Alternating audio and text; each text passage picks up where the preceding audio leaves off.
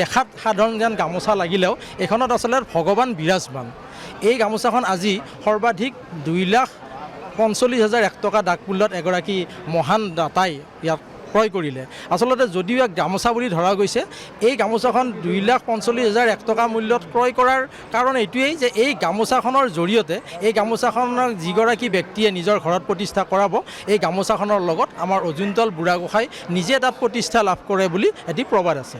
আৰু পৰম্পৰাগতভাৱে যোৱা 11টা বছৰত যিকেইগৰাকী মহান দাতাই এই গামোচাখন ক্ৰয় কৰি নিজৰ ঘৰলৈ নিছে, তেখেতসকলৰ ঘৰত আচলতে জয় জয়ময় অৱস্থা হৈছে। আৰু আমাৰ মন্দিৰটো এটা জাগ্ৰত মন্দিৰ, ইয়াৰ যথেষ্ট মাহাত্ম্য আছে। আৰু এই আমাৰ ভগৱন্তৰ ওচৰত যেতিয়াই যি বিচৰা যায় বা যদি সৎ উদ্দেশ্যে যদি কিবা যদি মনৰ কামনা থাকে, নিশ্চয় এখেতে পূৰণ কৰে। সেই প্ৰবাদতেই আমি গামোচাখন ক্ৰেতাই আজি ক্ৰয় কৰিলে। আৰু বিগত বৰ্ষসমূহতো আমি 2,65,000লৈকে এই গামোচাখন আমি যোৱা 2টা বছৰ আগত ইয়াতে এগৰাকী মহান ভক্তই ক্ৰয় কৰিবলৈ সক্ষম হৈছে। আচলতে আমাৰ এই মন্দিৰটোৰ 3দিনীয়া বাৰ্ষিক ৰাইজৰ সভা আৰু শ্ৰী শ্ৰী বিষ্ণু পূজা আজি 2য় দিন।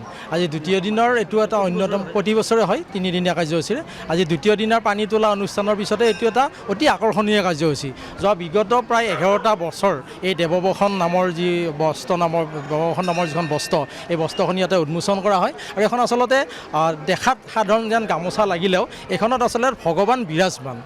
এই গামোচাখন আজি সৰ্বাধিক 2,45,100 টকা ডাক মূল্যত এগৰাকী মহান দাতাই ইয়াত ক্ৰয় কৰিলে।